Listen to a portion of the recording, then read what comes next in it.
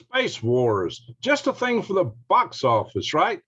Well, unfortunately, maybe not. Hello, this is Greg House from Galactic Greg. It's coming to you on the 19th of June, 22. Time on deck is 1100 hours Central Daylight Time. My friends, we're about to talk about the prospects for nuke drive nuclear thermal rocket engines, which may be used for space wars. And maybe not. Let's hope not, because the consequences would not be forgot. All right, guys, here it is. DARPA, the Defense Research Project Agency's Draco rocket program. They've got a powered spaceship. There's a potential game changer.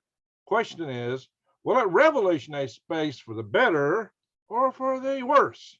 Yikes. Anyway, with all the World War III buzz, it seems to be that USA's DARPA Defense Advanced Research Projects Agency may be developing a nuclear-powered spaceship potentially capable of space dogfights. Star Wars, anyone?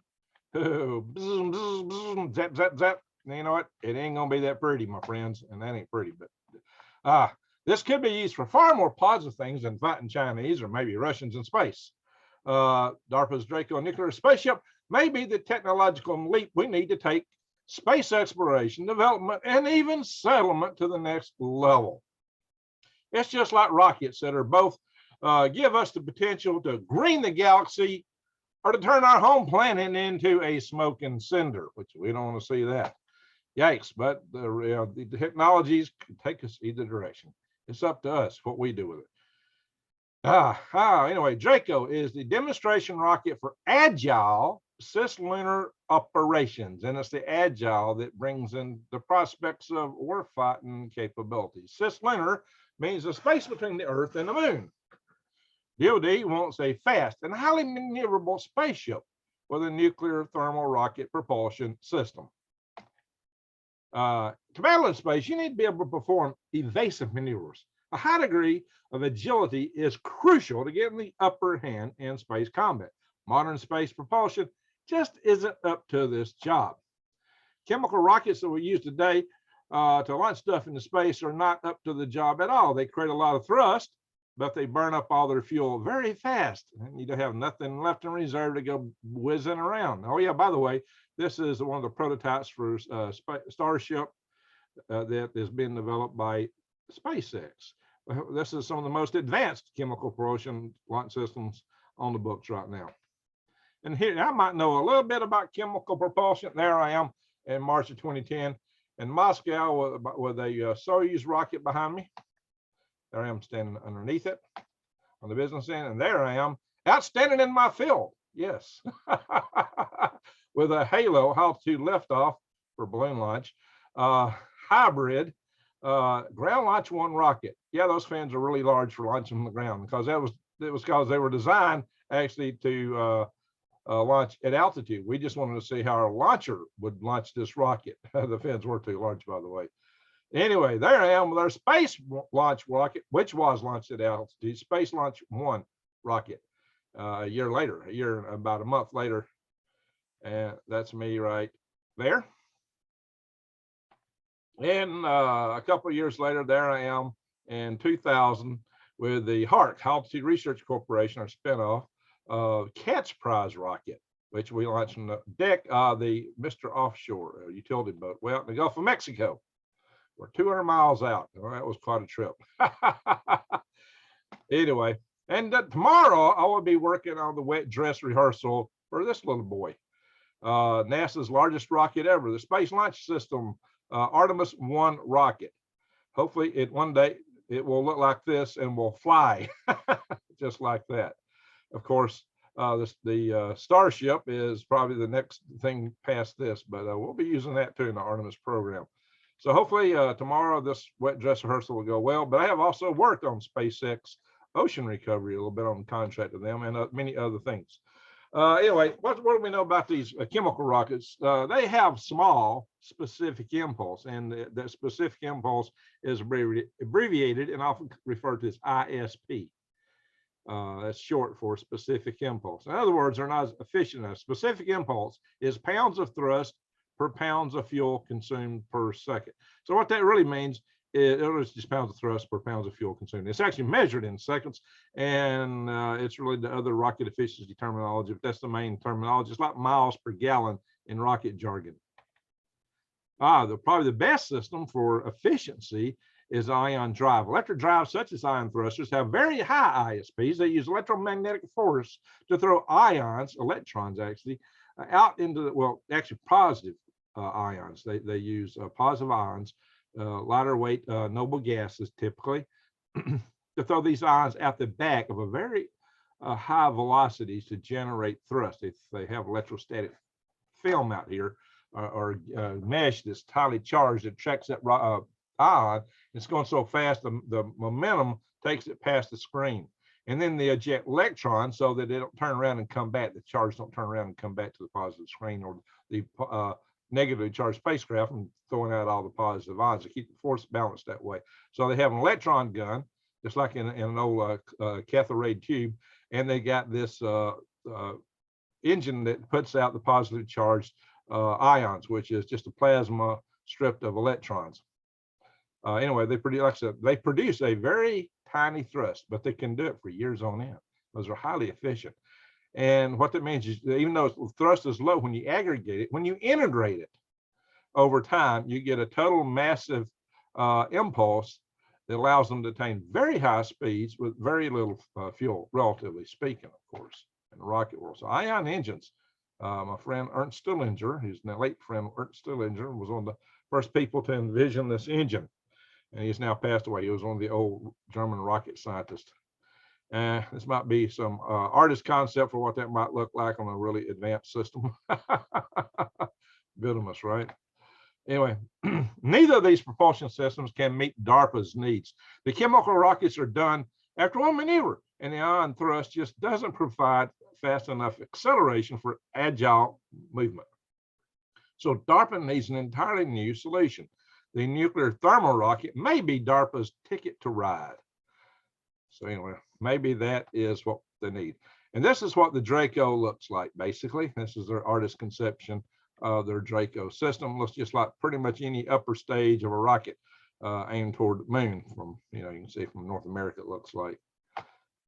But NASA's not to be left out of the crowd. They have their own NTR program. And right now they have 3 contractor teams working on these concepts. NASA wants to be able to get crews to Mars quickly to minimize exposure to space radiation. On that later. But there's a history. The nuclear thermal rocket was demonstrated with ground tests back in the 1960s. They did a lot of work on this concept, so we've got that to stand on already. It was called the NERVA rocket. Anyway, the NTR uses a super hot nuclear reactor, here in red, rather than a combustion chamber to create heat and explosive expansion. Liquid hydrogen is pumped into the reactor where it heats up and expands violently. And this jets out the back of the rocket nozzle at high velocities, creating a really good thrust. So what you get here is, this is the plumbing really to regeneratively cool this system. They're missing a pipe in this diagram. So that what they've done is they pumped it down here into the nozzle and the bell chamber, the reactor, the nozzle, and then it comes back up here, it greatly expanded, hits this turbine, which runs the pumps basically, but it's then expelled and pumped in higher pressure inside this reactor. They don't show that. That piece is missing, just a little piece of plumbing. There you go. There's the same diagram. Yeah, you see the arrows don't show anything went inside of here. Oh, okay, maybe. Oh, they got some up there. Okay, I see what they got going on. They got some up being pumped in right here. I thought that was part of the.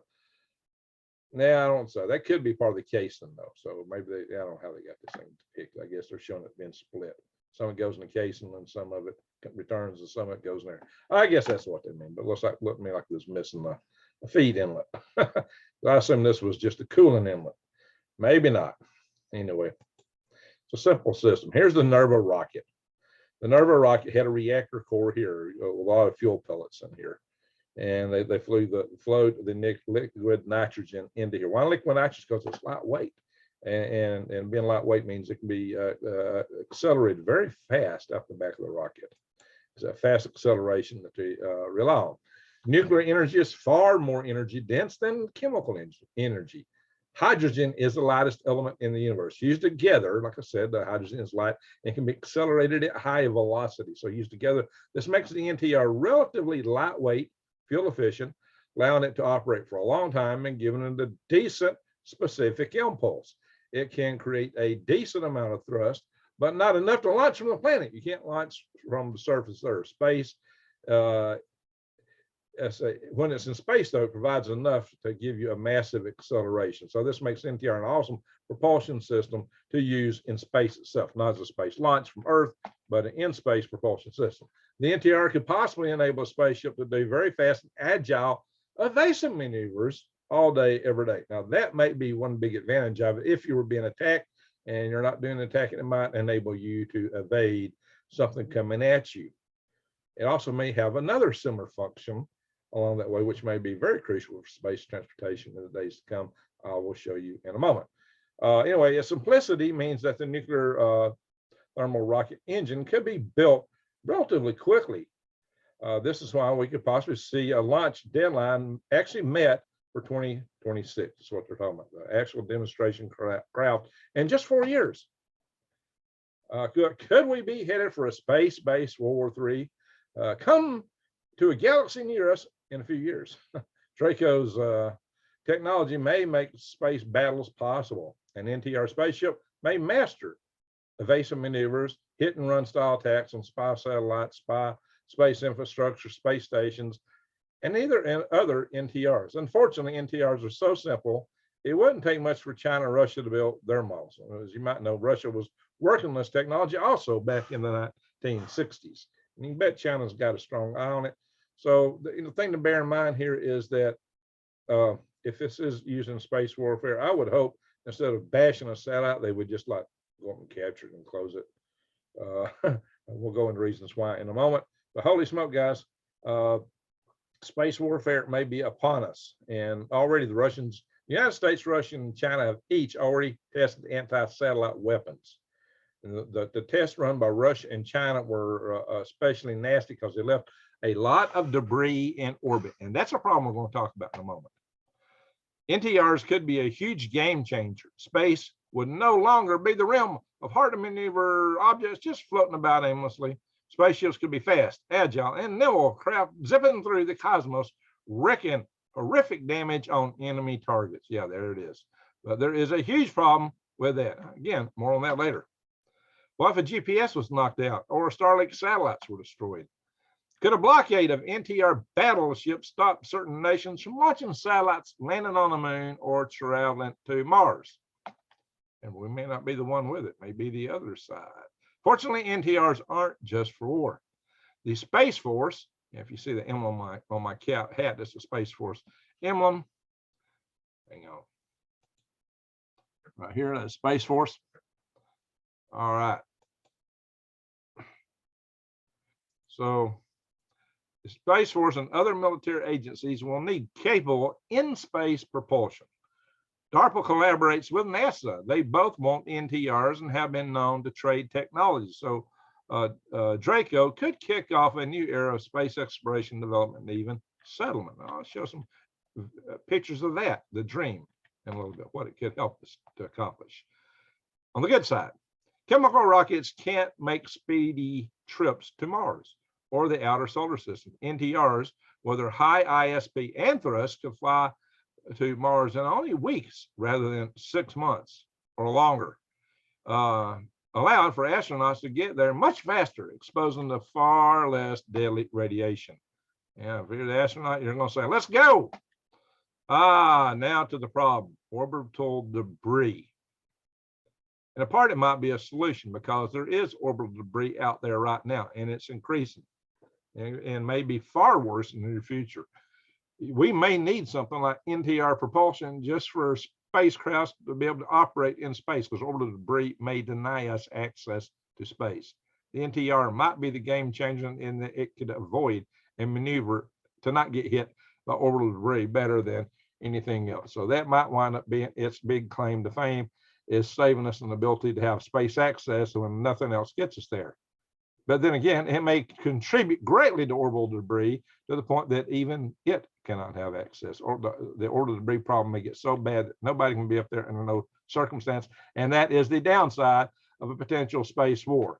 So this is orbital debris out from geosynchronous orbit. Geosynchronous orbit is how far you get out, 22,500 miles or so, 23,000 miles for a satellite's orbit to equal 24 hours. So it's over the same spot on Earth all the time, as opposed to near Earth orbit. It's like once every 90 minutes. Big difference. So you get way out here and you've got that kind of coverage. Well, there's a lot of debris out there, and a lot of debris closer to Earth. The low Earth orbit is especially crowded, and everything going anywhere in space, launch from Earth's got to go through that first. But there's this problem.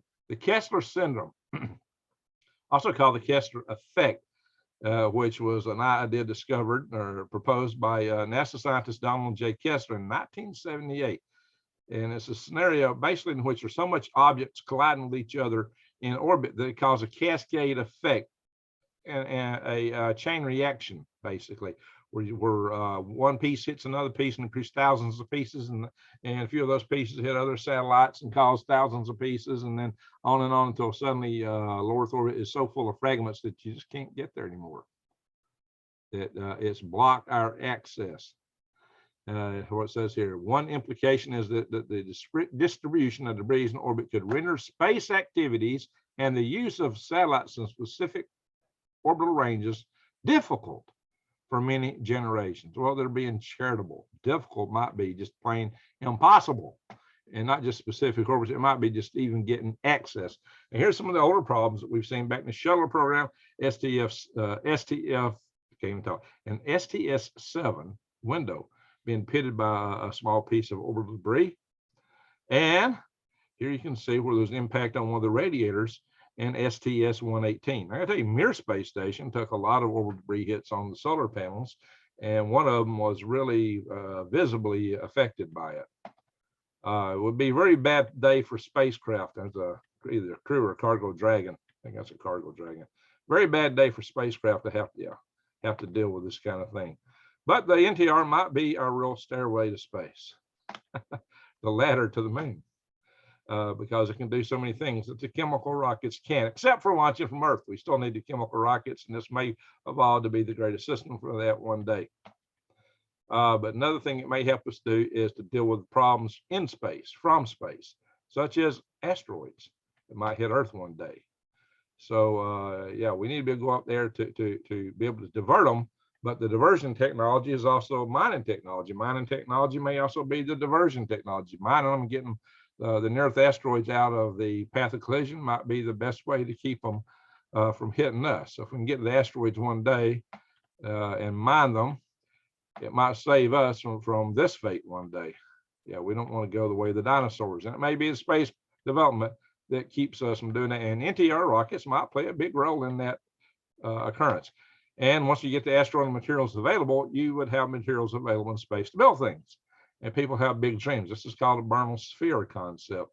The idea of an inside-out world spinning to provide artificial gravity big enough to have trees and weather and plants and water inside, to have an inside-out mini world, which could look beautiful, as you can see. There were concepts from where these studies were done back in the late 70s, led by Gerard K. O'Neill, physicist Gerard K. O'Neill, and who I've had the pleasure of meeting. And these are called O'Neill cylinders. These are 20 miles long and 4 miles in diameter. And the technology needed for these was 1970s bridge building technology. So this is definitely within the realm of tech. We can build with technology today. We could do far better, more interesting space habitats than these even. But this is the idea of looking inside one of the O'Neill cylinders. With land strips about 3 miles wide and 20 miles long, 3 each, coupled in the sky. And you look out the windows and these mirrors here, which would reflect sunlight in. You'd have a pair of them rotating, counter-rotating to cancel out centrifugal force. So you can point them and keep them pointed at the sun. So you can keep the sunlight coming in. In the event, this is the idea of a replica of the Golden Gate Bridge inside of one of these things and a stream leading down to it. And my friend Don Dixon drew these. I believe they're Don Dixon drawings. Or was it Don Davis? Back in, this is Don Davis, excuse me, I see his name there. He drew this in August of '75, Don Davis. Yeah, he and Don Dixon were both friends of mine from the National Space Society days. This is a view of what they might look like again from the outside. These little agricultural modules with atmosphere specified and just specifically for the plants you're growing more CO2 than normal, which is what plants like. But we could also, we'd probably start these much smaller. And of course, we'd want to go to Mars. Here's a concept for my universal space habitat rendered into a simulation developed by my friend Mike Laurie. Mike Laurie took my space habitat concept and rendered it for a Martian habitat. And there it is, the Martian habitat. Here's some more artistic pictures. This is my concept, basically, fleshed out by Mike Laurie and friends on Mars. Growing plants inside. Now here's my concept for a Venus habitat. I think Venus will be easier to settle if you follow that. Have these big balloon spheres floating in the atmosphere, which is totally doable. It would be maybe over buoyant, believe it or not. If you just wrapped a house up and hermetically sealed it through the Martian Venetian atmosphere, it would float at about the altitude where the temperature is Earth temperature, and atmospheric pressure would be about Earth pressure. But you need a breather because the atmosphere has too much CO2. You don't have any oxygen there enough to deal with. And moreover, you'd have to wear a skin suit, kind of like a frog suit, because there's so much acid in the atmosphere of Venus. Other than that, you could walk around kind of like on Earth if you had something to walk on, like the surface of one of these things, or a platform hanging below it by this landing pad, which is probably much larger. We'll have to hang a lot of mass on this thing because this thing's going to be so darn buoyant. But I got a plan for that too. I mean, it's almost too buoyant. Here's a sweet spot in a Venetian atmosphere where the pressure and temperature are Earth-like. You can see they're roughly about 50 kilometers into the Venetian atmosphere. On the surface, it's hotter than a soldering iron, about 800 degrees. You could have melted lead, rivers of lead on the surface of Venus. It's extremely hot, and the pressure is like 90 atmospheres, would crush our best submarines instantly. But there are ways to actually drag and mine the surface of Venus, even with technology we have today, and hoist it to these habitats. So there's a lot that can be done. I got a friend in Tunisia who's working up this for me, and to architectural renderings. And each one of these levels would be ringed with little houses that look like this, which is also another version of my universal habitat. A home you can live in, make a living out of, grow all your food in, and essentially have all your energy and water needs encapsulated in one spot. Believe it or not, this would be a huge game changer right here on Earth. It's almost zero environmental impact. Imagine that. But what we really need is to stop the wars. We don't need these NTRs used for war because the space debris problem is so horrendous. Let's hope that the wars don't come to place. Let's hope that having something maneuverable means we'll just have something that enables us to dodge getting hit. We don't want to contribute to this KESSLER syndrome and prohibit us access to space. But some of the other countries don't seem to appreciate that as much, given the tests they've conducted. So there you have it, my friends. Space is a place that we could develop and make beautiful. We need better technologies. NTR may be part of it. I'm thinking in the long range, fusion rockets may be what's going to really get us to the stars, or light cells that use reflected photons, maybe from nuclear pump lasers, or solar pump lasers. But there are other ways, other things out there for consideration, but this may be a major stepping stone in the direction of a better life, and maybe saving life on Earth through diverting asteroid materials and expanding and greening the cosmos. Hopefully it's that and not war. But often it's our fear of war that funds more things than anything else that we have going. And right now, war is a major concern with everything going on with Russia and China, which could be going on for years, my friends. We've got to pay a lot of attention to it. Hopefully we can have the dialogue that they can see along with us the same way as to avert these worst case scenarios. Anyway, with that, I'm going to say thank you for watching, and Greg out.